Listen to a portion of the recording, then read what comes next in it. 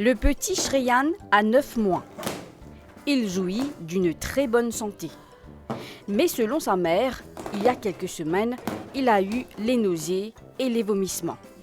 Après avoir consulté le pédiatre, Lovisha, la maman, découvre que l'enfant était suralimenté. Ça a commencé au tout début, quand je fais breastfeed, donc l'allaitement au sein.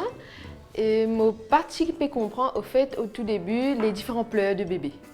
Donc un slight discomfort, les petits commencent à pleurer. Mon parti comprend c'est quoi un cri de faim, c'est quoi un cri d'inconfort, etc. Et comment ils pleuraient, même si tu fais boire du lait, moi tu peux remettre lui au sein. Et lui pour calmer lui-même, lui peux boire. Mais comment il finit, peut-être une dizaine de minutes après, il vomit. Et des fois, c'était une petite quantité, des fois, c'était beaucoup. Tout ce qu'il boit, il vomit. Donc, mon parti peut comprendre c'était quoi.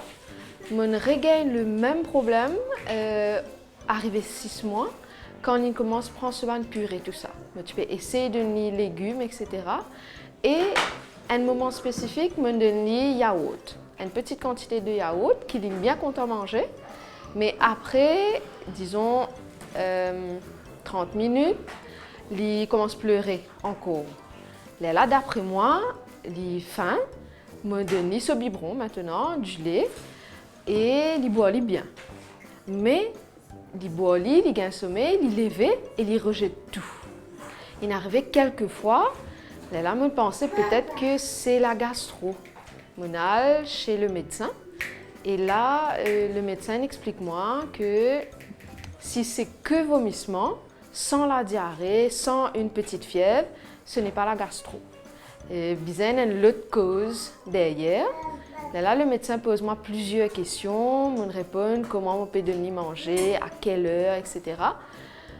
Et le médecin fait moi réaliser que comment il pleurait, on peut donner manger. Et ça, c'était overfeeding. Mais malheureusement, lui, pour son confort, il a envie de manger. Mais ce n'était pas bien. Et nous devons respecter certaines heures pour que le bébé même capable de digérer. Et il y adapter avec sa nourriture. C'est un excès d'acidité, tout ça, il calmer. Il est là, redonner manger. Donc, quand on commence à respecter l'heure, il est là, le problème, effectivement, est soulagé. Le bébé, normalement, il est en bonne santé. Zisline manger, vous pourrez remarquer que plusieurs fois, peut-être mon Denis manger, là, il rejeté. Mais comment il finit rejeté, il est correct, net. Si c'était gastro ou autre maladie, là, il n'est pas bien. Vous trouvez bébé là affaibli, peut-être il peut faire de la fièvre, etc. Et il peut avoir diarrhée aussi, la selle bien liquide. Mais quand on a tout ça là, c'est un vomissement due to overfeeding. Sinon, si c'est gastro ou autre chose, là, nous amènons les médecins. Mais sinon, nous contrôlons la nourriture et normalement, le problème finit, résout. Alors, premièrement, si on respectait les heures, on trouvait toujours envie de manger. Surtout si il y a une nourriture qui est particulièrement content, comme un yaourt, tout ça. Là, on distract, disons, pendant quelques temps, laisse-les digérer. Là, redonner un petit peu. Donc, distract-les comment? On peut prendre lit, peut-être on va faire un petit tour dehors, on peut faire des affaires simples, un petit pied, la voiture qui peut passer, tout ça. Prendre quelques livres, raconter une petite histoire, etc. Un petit moment passé, là, donner une petite quantité encore. Mais très souvent, quand on peut distract lui-même, il finit bien sommeil. Parce que souvent, déjà rempli là. Il n'a qu'envie un petit guide pour la bouche. Donc, il finit bien ce sommeil. Mettre-les dormir, il peut dormir bien, 1 heure temps, 2 heures temps, il est là, lever, peut-être un petit peu encore, s'il y a envie, mais sinon, non, respecter les heures. À la crèche, je me trouvais que c'est déjà connu. Le matin, je finis de dire s'il boit du lait ou non. Donc, s'il boit à la maison, je finis d'écrire ou bien dire que là, il n'est pas pour boire, il peut dormir directement. Là, je remarqué que tous les jours, vers 11h, 11h30, il mangeait, donc déjeuner, il boit de l'eau. Normalement, il peut dormir, donc je ne pas écrire dans le cahier. Ça veut dire qu'il ne peut pas manger, on ne peut pas donner, on doit respecter les heures aussi. Là, après déjeuner, vers les 3h ou 4h, là, il peut boire du lait. Donc, chez la famille, bien sûr, un petit enfant, est-ce qu'il mangeait? Est-ce qu'il vous mange encore? Donnez un petit guide, mettez un petit affaire sur la bouche, entre les repas, tout ça. Mais il est content, ça. Mais là, moi, besoin insister parfois que non. Il y a seulement l'heure spécifique que tu as besoin de manger, c'est pour sa santé même. Et peut-être à toute heure, pas mettre une chose à faire de sur la bouche. La nausée est une sensation désagréable dans l'abdomen. Elle est souvent accompagnée d'envie de vomir. Chez les enfants, nausées et vomissements sont souvent liés. Ils sont parfois accompagnés de manque d'appétit, d'abattement, d'envie de vomir, voire de faiblesse. En cas de vomissement répété chez un enfant, surtout accompagné de diarrhée ou si l'enfant refuse de boire et de s'alimenter, il existe un risque de déshydratation grave. Plusieurs facteurs peuvent causer les vomissements chez les enfants, par exemple les infections gastro-intestinales comme le gastro-entérite, les intoxications alimentaires, le mal des transports, entre autres. Quand on fait une similitude qui nous cause gastro, nous dit diarrhée vomissement. Mais tout diarrhée vomissement pas veut dire gastro et ou capable de diarrhée tout seul ou capable de vomissement tout seul. Donc vomissement c'est quoi? C'est quand nous projetons par la bouche ce qui rentre dans l'estomac. Donc quand nous nourrissons d'abord les quelques mots pour dire quelques 6 premiers mois. La cause principale de vomissement, c'est overfeeding. Parce que le bébé là sur l'estomac bien petit, et chaque fois qu'il fait whack, il gagne du lait. Donc, tous les 5 minutes, l'indominette, tant il pleure, il gagne du lait. À celle-ci, comme Mme Maurice, parfois nous avons extended families, mère, maman, tu peux nourrir petit là bien. Breastfeeding, souvent, le bébé overfeed. C'est pas juste breastfeeding. Bottle feed aussi, comment le bébé l'a pleuré, donc, besoin qu'on connaît qui vomissement, quand on nourrisson, surtout si on a un nourrisson qui peut grossir bien, gros la joue, très bien. Et maman l'a vini 50, il peut vomir.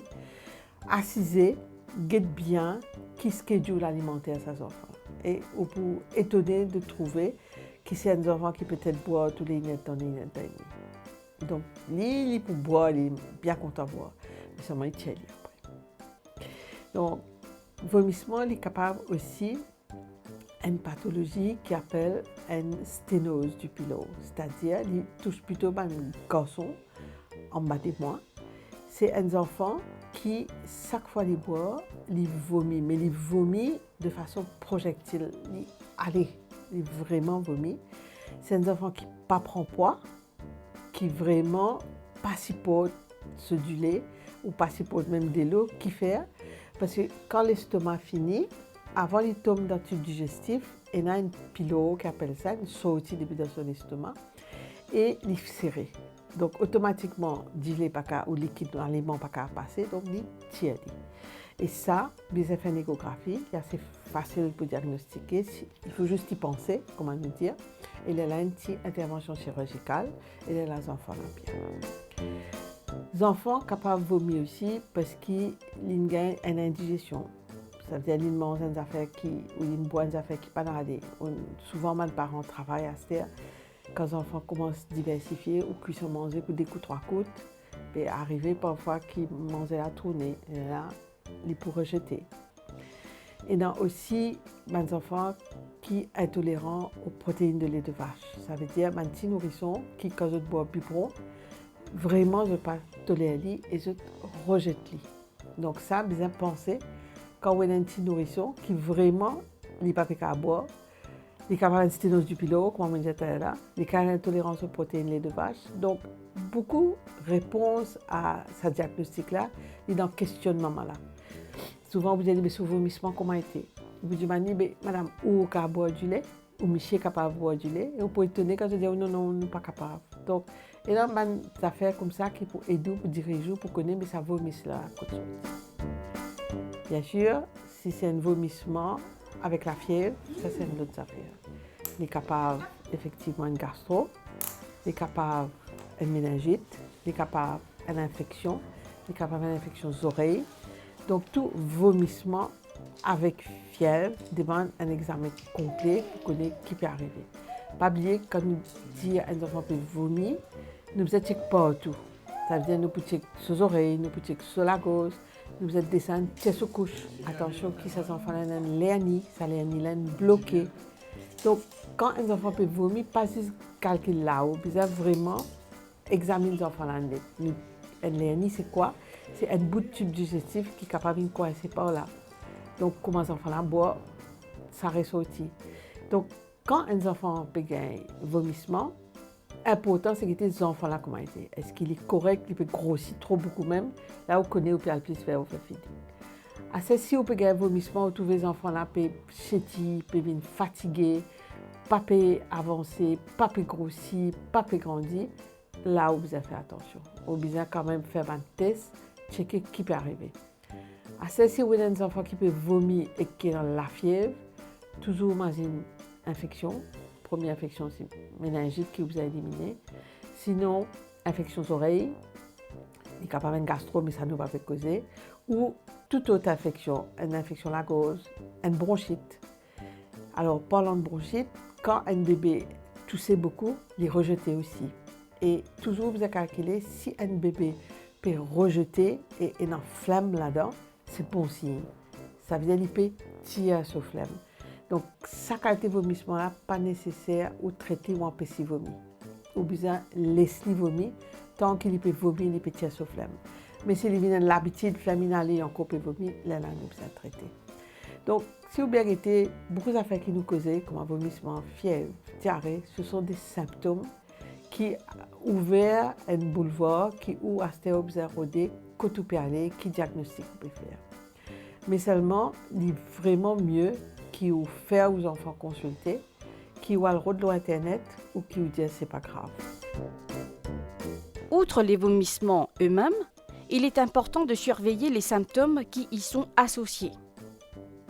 Certains signes devraient susciter une attention particulière comme la présence de sang dans les vomissures, de la fièvre, des maux de ventre intenses ou persistants, une grosse fatigue ou une déshydratation. Bien qu'il ne soit pas possible de prévenir tous les cas de vomissement chez les enfants, certaines mesures peuvent aider à en réduire le risque. Il est essentiel d'adopter de bonnes pratiques d'hygiène, telles que le lavage régulier des mains pour prévenir les infections gastro-intestinales. Une alimentation saine et équilibrée peut également réduire les risques de vomissement dus à une indigestion. Dans le cas des voyages, il est recommandé d'éviter les aliments lourds avant le départ et de permettre à l'enfant de regarder vers l'horizon ou de se concentrer sur les points fixes pour atténuer le mal des transports.